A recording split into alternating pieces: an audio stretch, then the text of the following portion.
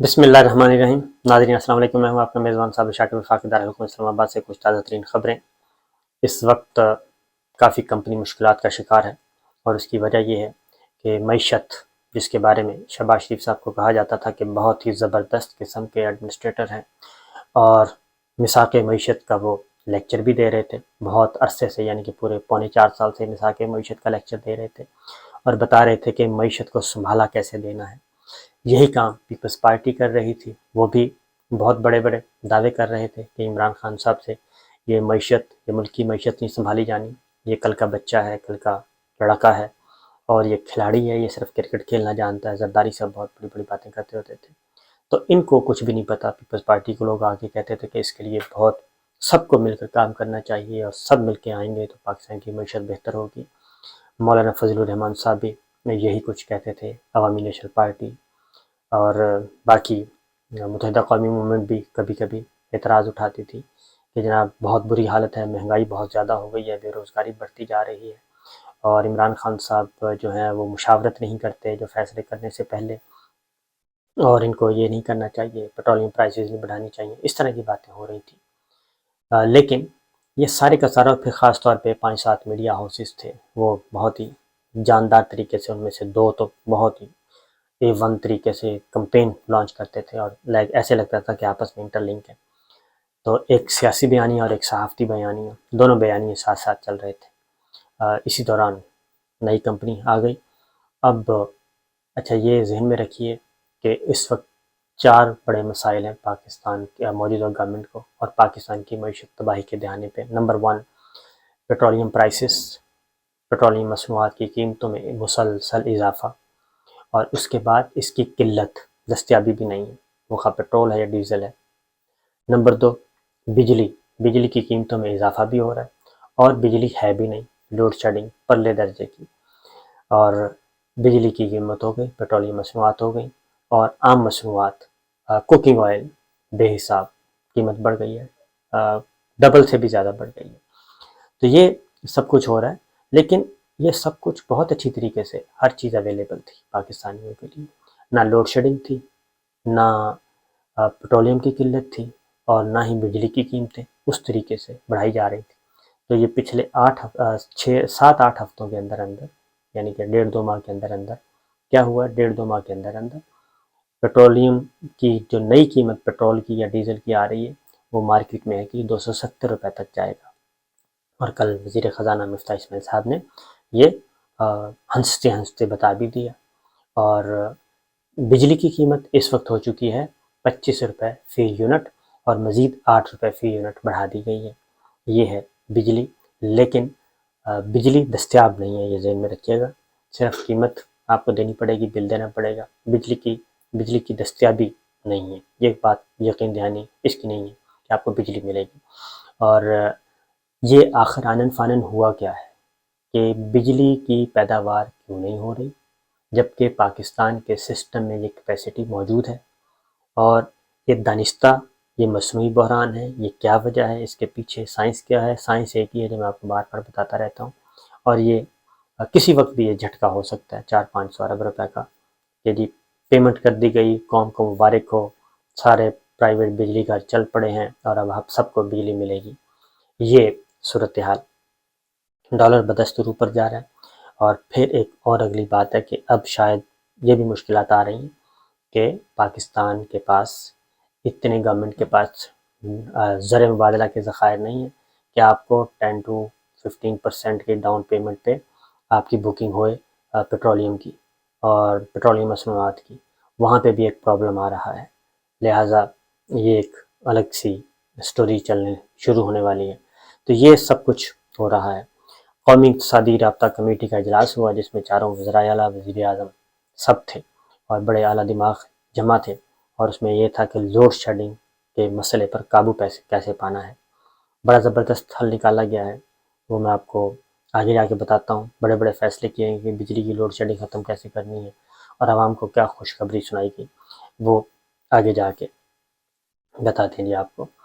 پھر ایک اور بات بھی اسی دوران، ایک طرف کہا جاتا ہے وزرائے اعلیٰ کے بارے میں، پی ٹی آئی کے ارکان کے بارے میں کہ جی آپ آگے تصدیق کریں، آپ کے استعفوں کی تصدیق کروائیں۔ وہ کہتے ہیں ہم استعفے دے چکے ہیں، ہم نہیں آئیں گے، آپ استعفے منظور کریں اور بات کو ختم کریں۔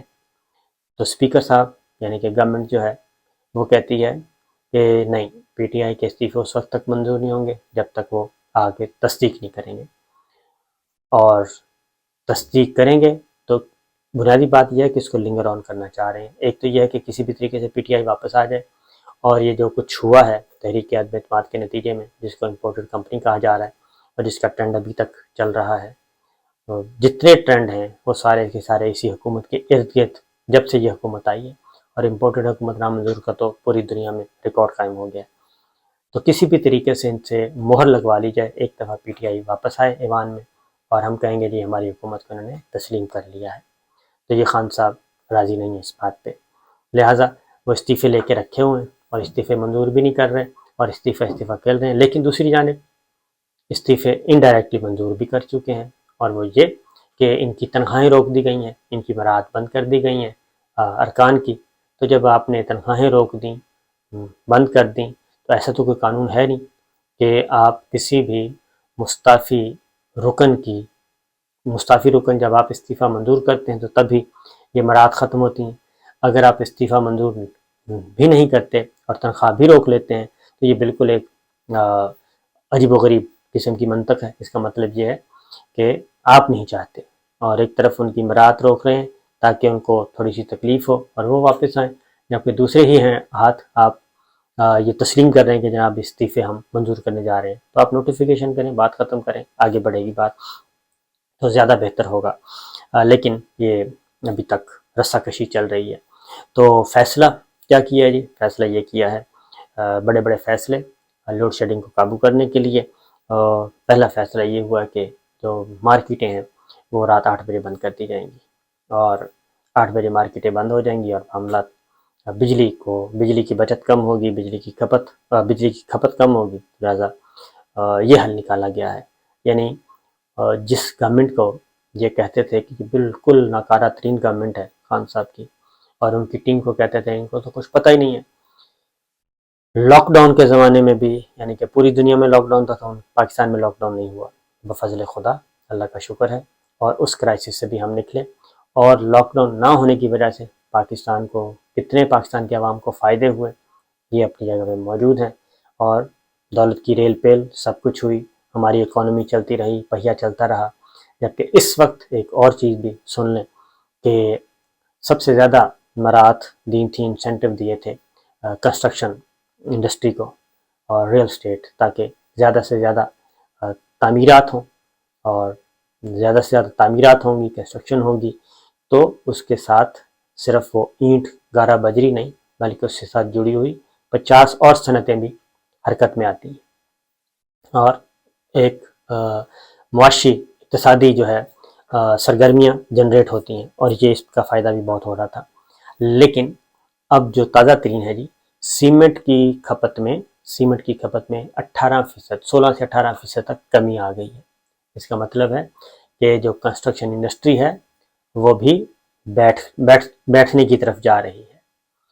آپ نے ٹیکسٹائل انڈسٹری کو گیس بند کر کے اس کو کھڑے لائن لگا دیا، وہ بند ہو گئی ہے، جبکہ سب سے زیادہ زر مبادلہ کے ذخائر ہمارے آ رہے تھے ٹیکسٹائل انڈسٹری سے۔ اس کی وجہ یہ تھی کہ کرونا کے دوران لاک ڈاؤن، بنگلہ دیش، انڈیا، دیگر ممالک، ان سب کے آرڈرز پاکستان کو مل گئے تھے، ٹیکسٹائل انڈسٹری کو مل گئے تھے، اور فیصل آباد ٹیکسٹائل انڈسٹری دن دگنی اور رات چگنی 24 آورس وہ پہیہ چل رہا تھا، اور فیکٹریاں چل رہی تھیں۔ لیبر کی کمی ہو گئی تھی، یہ میں زیادہ تر بتا رہا ہوں، لیبر کی کمی ہو گئی تھی، اسکل لوگ ہیں وہ غائب ہو گئے تھے کہ اتنی زیادہ آرڈرز آئے ہیں۔ اس کو گیس بند کر دی گئی ہے، لہذا وہ ایک دھچکا لگا ہے، اور اس کا اثرات جو ہیں وہ 6 مہینے اور سال بعد ایسے آئیں گے کہ آپ کے ہوش اڑ جائیں گے۔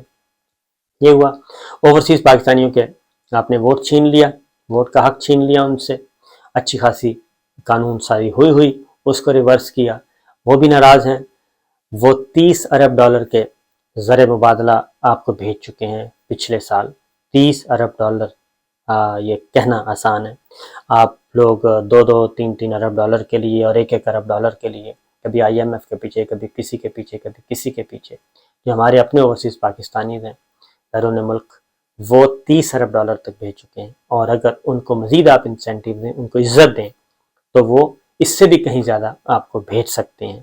لیکن ہم نے اس کا بھی الٹا ریورس گیئر لگا دیا ہے اور ان کو بھی ہم ناراض کر رہے ہیں. ٹیکسٹائل انڈسٹری کو ناراض کر دیا، کنسٹرکشن انڈسٹری جو ہے وہ بھی میں نے آپ کو بتا دیا. بجلی غائب ہے، سب کچھ غائب ہے، اور ہم کہتے ہیں کہ یہ پہیہ چلے گا. تو جناب شہباز شریف صاحب اور ان کے ساتھ سارے وہ مساکی معیشت تو ان ساروں نے مل کے کرنا تھا. ایک صرف عمران خان مائنس ہوا ہے، باقی سب کے سب تو اب موجود ہیں. ایک عمران خان صاحب اور ایک GDA، جن کے 3 ممبرز تھے. یہ 2 پارٹیاں ایک سائیڈ پہ ہو گئی ہیں، اور باقی سب کے سب اس وقت حکمراں اتحاد میں شامل ہیں، سب کے سب. تو مساک معیشت تو آپ لوگوں نے ہی کرنا تھا. MQM بھی آپ کے پاس ہے، BAP آپ کے پاس ہے، کاف لیگ آدھی آپ کے پاس ہے. یہ جب سب کچھ آپ کے پاس ہے، عوامی نیشنل پارٹی، محمود خان جی، مسلم لیگ نواز، سب جتنے بھی اس وقت ارسطو ہیں، افلاطون ہیں، ماہرین معیشت ہیں، سب کے سب آپ کے ساتھ ہیں. تو مساک معیشت کدھر گیا؟ اس مساک معیشت کو تو آپ کے پاس تیار ہونا چاہیے تھا، اور وہاں پہ تو کچھ نہیں ہو رہا. اس کا مطلب ہے کہ جناب صرف پنجاب چلانا آسان ہے، اور وہ بھی اس لیے کہ بڑے بھائی صاحب پیسے بھیج دیتے تھے اور آپ لوگ آگے کر دیتے تھے برابر. اور ایک وہ میڈیا پبلسٹی تھی کہ جناب شہباز شریف صاحب آل راؤنڈر ہیں اور ان جیسا ایڈمنسٹریٹر کوئی نہیں ہے، زبردست ہے. لیکن اب جب ملک چلانے کی بات آئی ہے، اس کی ایک وجہ ہے. اس کی وجہ میں بتا دوں کہ جو امپورٹڈ کمپنی ہے، اس کے جو مختلف شعبوں کے ہیڈز ہیں، CEOs جو ہیں، وہ اپنا کھیل کھیل رہے ہیں، اور اسی لیے یہ آپس میں ایک نہیں ہے. اپنے اپنے مقاصد، ایک دوسرے کو نیچا گرانے کی کوشش، اور پیرلل ایک دوسرے سے چھپ کے اپنے لیے راستہ بنانے کی کوشش کی جا رہی ہے. تو یہ ہے صورتحال. انفیکٹ ادروائز تو اگر واقعتاً قابل لوگ ہوتے تو پھر تو بہت کچھ ہو جانا تھا اور سب کچھ ہو جانا تھا، لیکن ایسا ہے نہیں ہے. ایک اور خبر آپ کو جاتے جاتے دے دیں کہ شاہین سبائی صاحب نے ایک ٹویٹ کیا تھا، اور اس میں انہوں نے کہا تھا کہ میں کچھ مزید انکشافات کروں گا. عمران خان صاحب کے وزیر خزانہ شوکت ترین صاحب کو مقتدر شخصیت نے، اب مقتدر شخصیت آپ کو کھول کے بتا دیتے ہیں کیونکہ ISPR نے اس کی تردید کی ہے، پاک فوج کے ترجمان کی طرف سے تردید آئی ہے. تو یہ تھی کہ جی وہ باجوہ صاحب سے ملے. یہ تو شوکت ترین صاحب آپ کو پتہ ہے، دی رپورٹر میں بتا چکے ہیں، میں نے بھی آپ کو اس پہ بتا دیا تھا کہ اس میں کیا گفتگو ہوئی. تو لیکن شاہین سبائی صاحب نے کہا کہ اس کا مطلب ہے کہ شوکت ترین صاحب کو کہا جا رہا تھا کہ آپ عمران خان کو چھوڑ دیں اور اس گاڑی میں سوار ہو جائیں. لہٰذا انہوں نے کہا تھا کہ میں کچھ چیزیں لکھوں گا، اور وہ لکھیں گے بھی، کیونکہ ISPR نے تردید جاری کی ہے، وضاحت کی ہے. انہوں نے شاہین سبائی صاحب کا نام لے کے کہا ہے کہ یہ جو کچھ گفتگو کی جا رہی ہے یہ فوجی قیادت پہ بالکل ایک پروپیگنڈا ہے، اور اس طرح کی کوئی بات نہیں ہے. اور سوشل میڈیا پہ جو چیزیں چل رہی ہیں اس نوعیت کی، یہ ویسٹ انٹرسٹ ہے، لوگوں کا ذاتی مفاد ہے، اور اس پہ ہم قانونی کارروائی کا حق بھی محفوظ رکھتے ہیں. یہ کیا ہے، اور اب دیکھتے ہیں شاہین سبائی صاحب اس پہ کیا ثبوت لے کے آتے ہیں یا کیا تحریر کرتے ہیں. لیکن یہ فرسٹ ٹائم رسپونڈ کیا ہے ISPR نے سوشل میڈیا. شاہین سبائی صاحب کیونکہ ایک بہت ہی قداور شخصیت ہے، بڑا نام ہے جرنلزم کا، اور انہوں نے پہلے بھی ایک تحریر لکھی تھی کچھ عرصہ پہلے، اور اب پھر وہ لکھنے جا رہے ہیں. تو میں نے کہا آپ کی خدمت میں ساری صورتحال واضح کر دوں. ISPR کا موقع بھی آپ کو دیا جائے. اجازت دیجیے، اللہ حافظ.